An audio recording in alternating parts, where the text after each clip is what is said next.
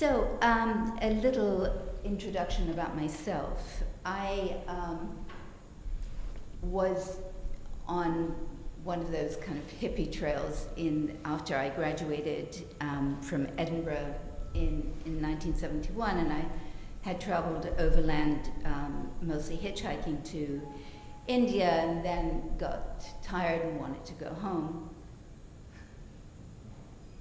I was living in England at the time, and I found a boat, a ship that could take me from Mumbai either to Khurramshahr or to Khurramshahr or to Basra. And I thought that I would always go to Iraq, and so I needed to go back to Iran.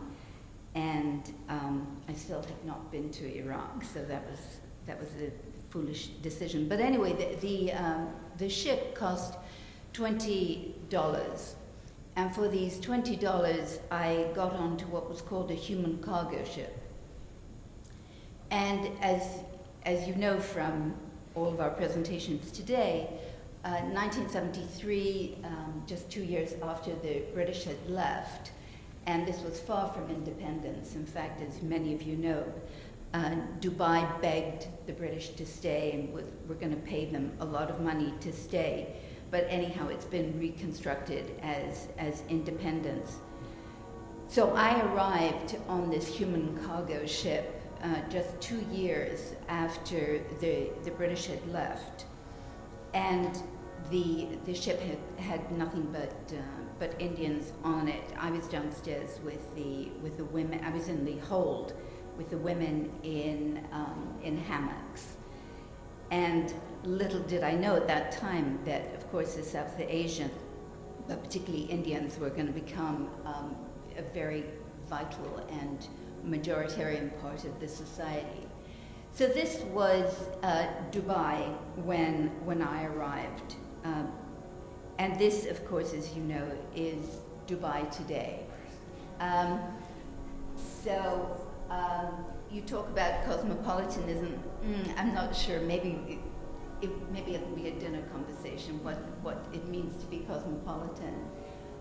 So do your voice? Did I? I think you're okay. I'm okay. What's that? Helicopter pad. It's a helicopter pad, exactly. But when it's not used for helicopters, golfing. Dancers. You see videos that are done that are wrong. I'm not hearing you. Dancing, for instance, you'll see videos during Ramadan of people dancing on that.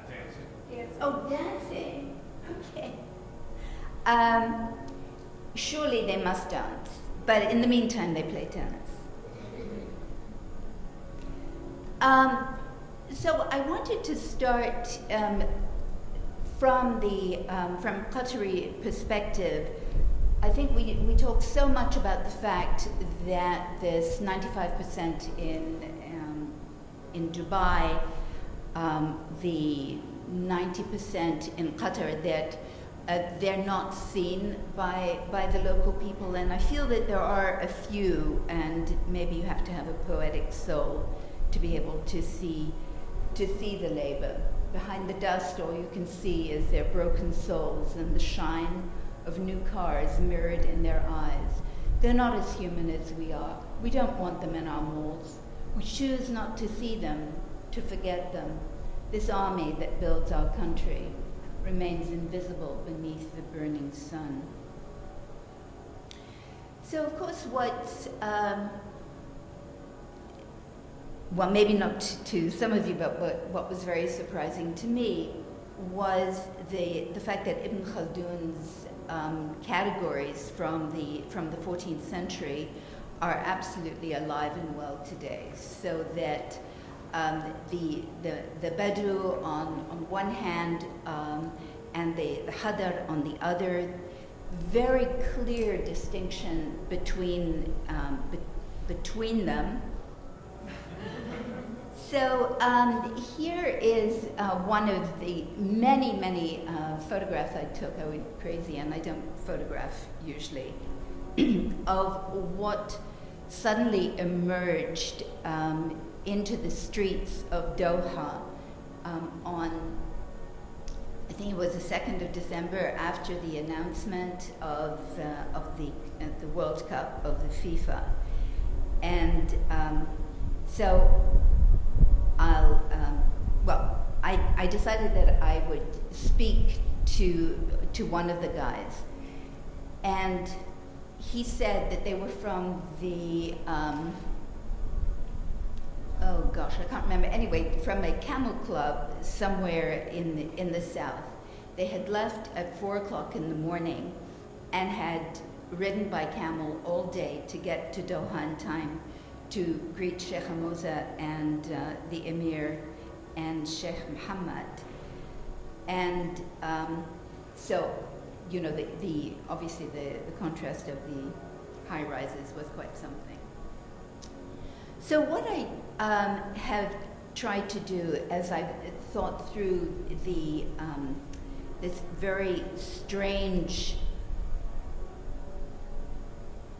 culture that I think we see particularly in Qatar and in the Emirates, but also to a degree also in the other places, is something that I think, for me, can only be understood through what I call a barzakh epistemology. Because for most people, and particularly for a kind of journalistic approach, but I think scholars also do it, there's the modern and the not modern, the tribal, badawa hadara, and we always think of it Western, not Western, they're copying the West. And I thought it was useful to think about the barzakh. So here, maraj al-Bahrain yaltaqiyan, baynahuma barzakh la yabghiyan. He brought together the two seas so that they meet, but between them is a barzakh that they cannot cross. And so this barzakh has been translated as a barrier, but it's not. It's, in fact, even for friends of mine who are Latin American subalternists, who are talking so much about border epistemology now. And I've had big arguments with Walter Mignolo about it. It's not the border thinking that emerges out of the kind of Ansaldua discourse, but rather a very extraordinary both and neither. So in this term, in this ayah, these two verses from the Quran, talking about two seas, but when you think about two seas, and one is salt and the other is sweet, think of it as maybe where a river comes into an estuary and then into the sea. But in fact, and I'm sure Noura knows about this, around Bahrain,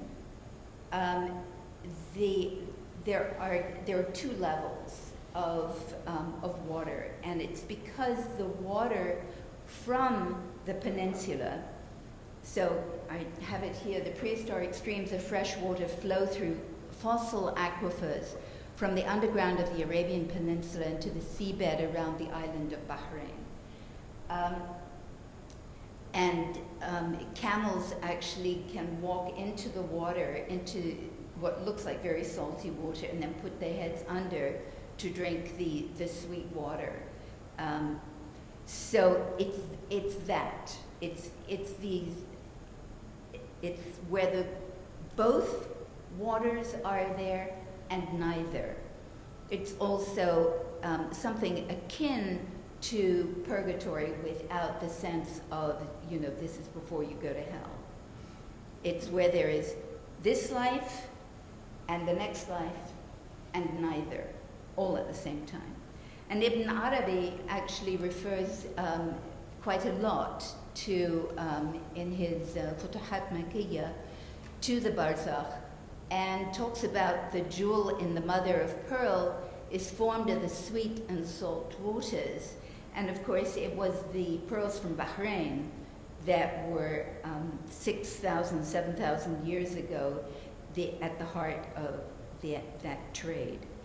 This is just, I thought, an absolutely beautiful rendition of that verse that I've just read to you. So this is the Barzakh.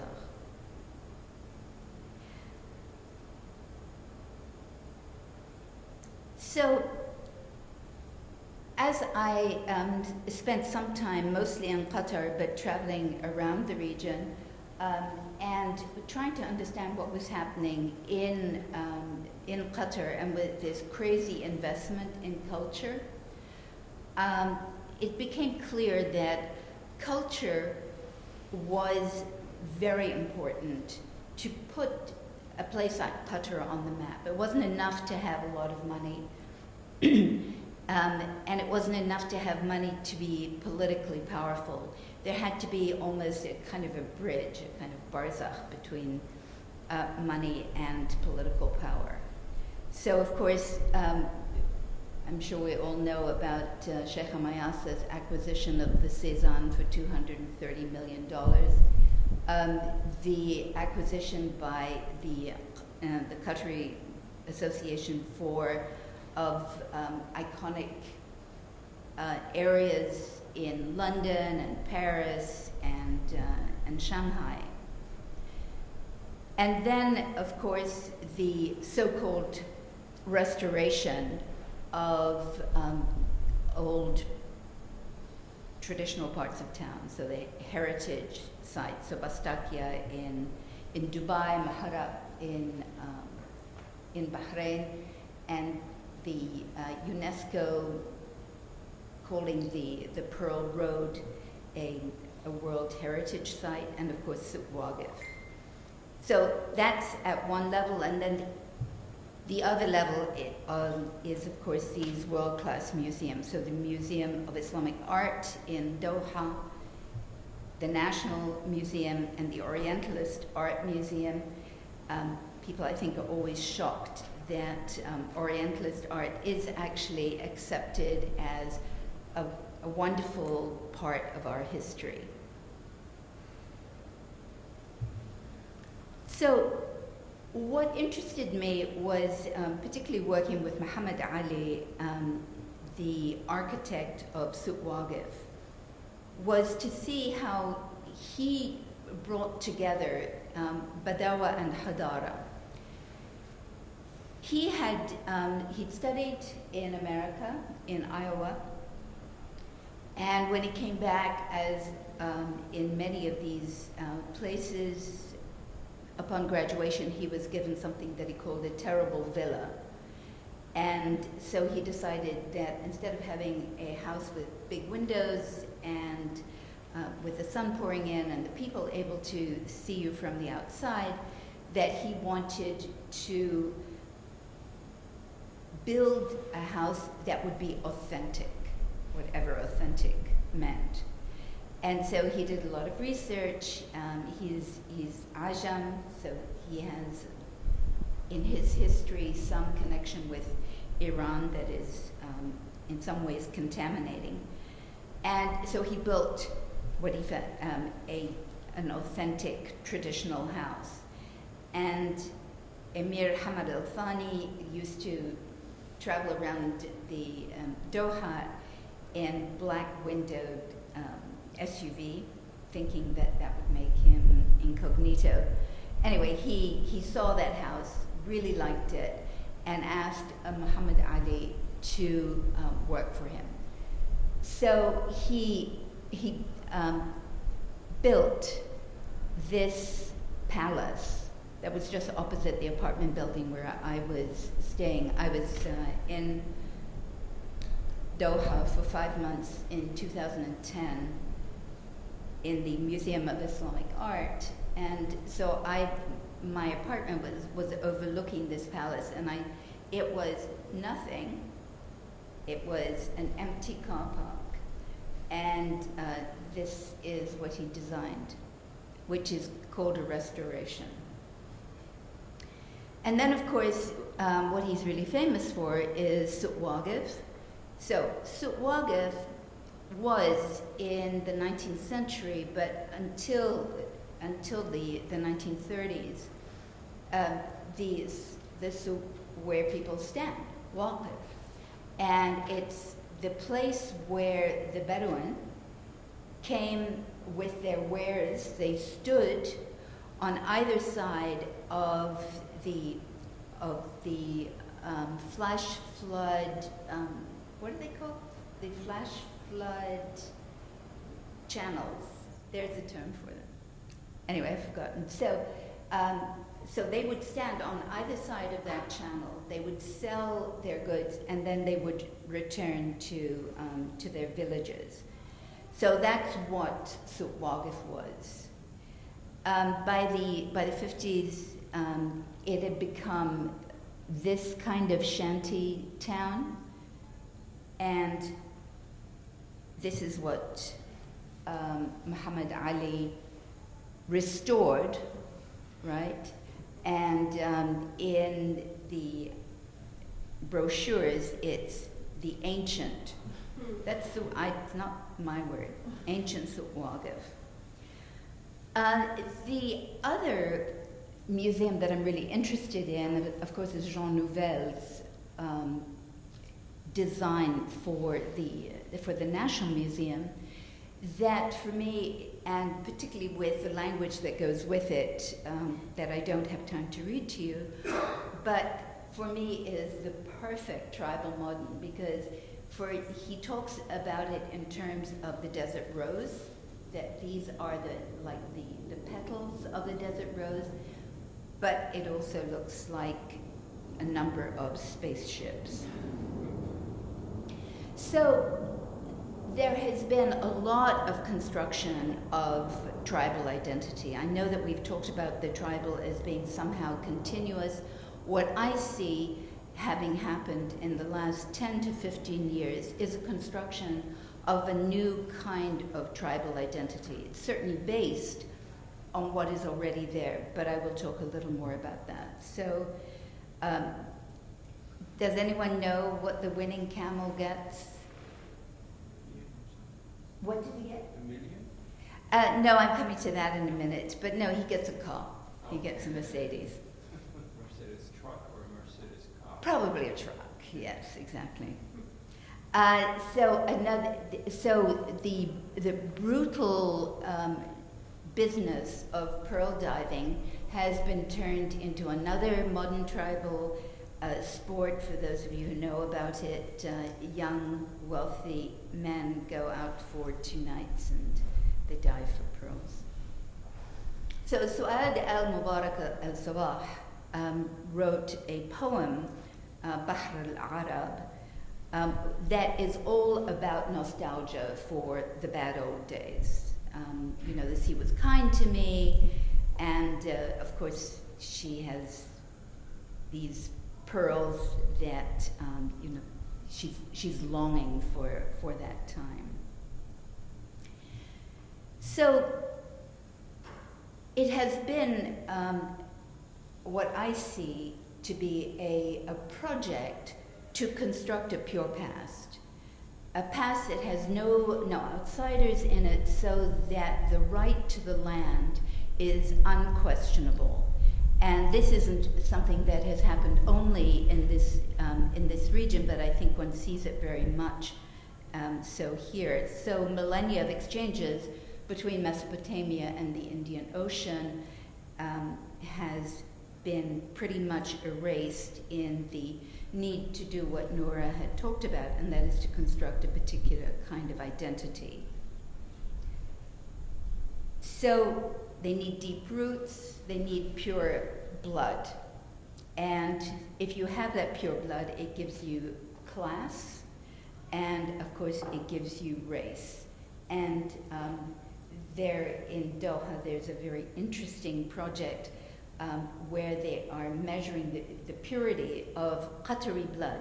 Qatar, of course, didn't exist before 1971 as a sort of separate entity, but and the guy who was taking me around, he goes, there's no purer blood than the Qatari blood. So John and Jean Komarov, of course, have written about this in terms of South Africa's, and I thought it was important for us to think about this, not just in terms of the Gulf, but to think about it as it cuts across. The more that ethnically defined populations move toward the model of the profit-sharing corporation, the more their terms of membership tend to become an object of concern, regulation, and contestation. These could have been Noura's words. And the more they do, the greater is their proclivity to privilege biology and birthright, genetics and consanguinity over social and cultural criteria of belonging. So how does this work? And let me see if I can talk you through just very quickly what's going on here. Anybody know these commemoration stamps? Did you see them? Yeah. So you'll see that this Al-Thani family that goes back to, what is it? I think it's the 12th century.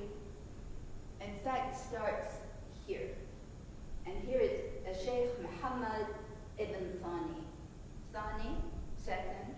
He's just a son of the second person from a different tribe. And so he's whatever. 1878 to, no, 50, whatever, doesn't matter. Then it goes to his son, who's a Sheikh Jassim ibn Muhammad, okay? Al-Thani. Out here we have the L, okay, so for those of you who, and it goes on. For those of you who know, if the Alif Lam is connected, Athani, it means the second, but if it's Alif Lam separate, it means the tribe of. So within a matter of years, we have the beginnings of the Al-Thani tribe. So what particularly has been happening, and this fairly recently, is not only identifying who is a real Khaliji, but the way a real Khaliji looks. And this little story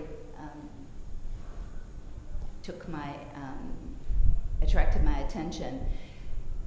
It was the front page of Araya, and it's about a young man who has gone to, every day he goes to this rock, he sits on the rock, and he's sitting there with his thawb and his gutra.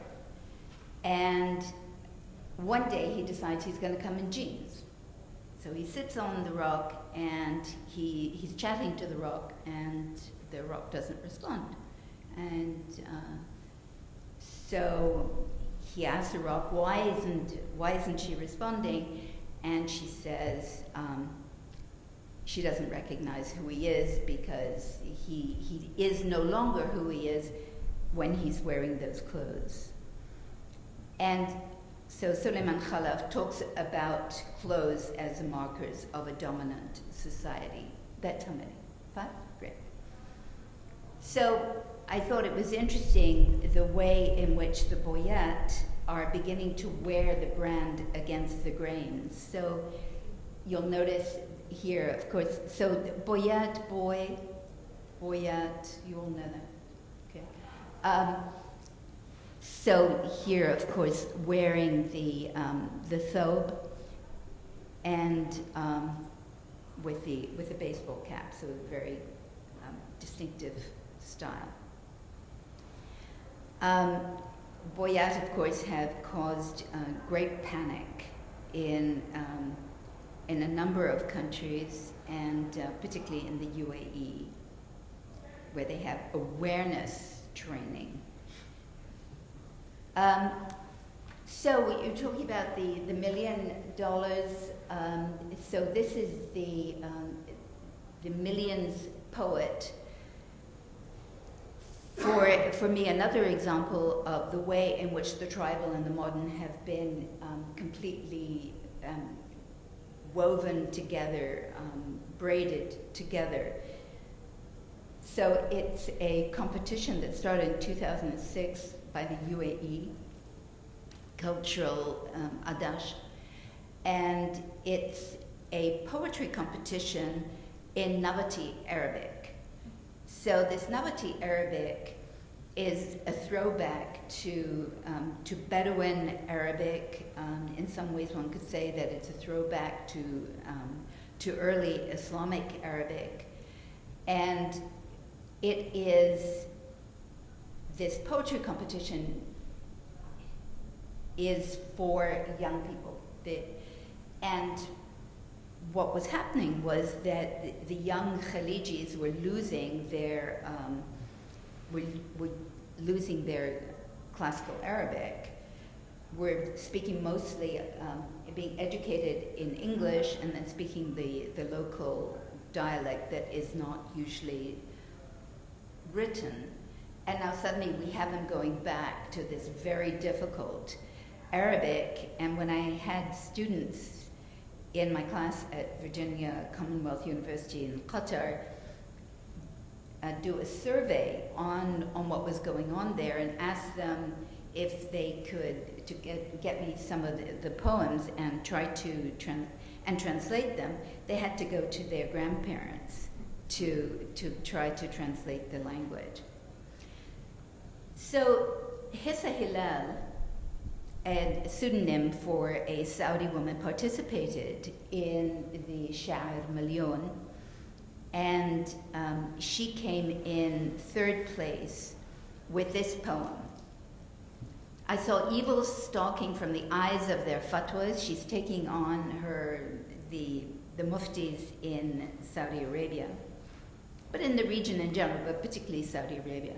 In an era when they contaminated the permitted with the forbidden, I've uncovered the face of the truth, revealing the monster hidden behind the mask, a savage, resentful, barbaric, blinded man wearing a cloak of death under a tightened belt, howling and terrifying the populace, etc. So she came in third place. So in conclusion, I want to suggest that the tribal modern is not an oxymoron, because the tribal is not the traditional, absolutely not, not primitive, as some of my anthropology colleagues have said when I use the term tribal. Say, how can you use the term tribal? You know, it's taboo. It's like native. But when I asked young people in the UAE and in Bahrain and in Qatar, said, no, tribal modern, it's a great term. They loved it. So nor is it a clash of West and East, nor an alternative modernity, but rather a different way of creating a distinctive identity with recognizable global reach. Thank you.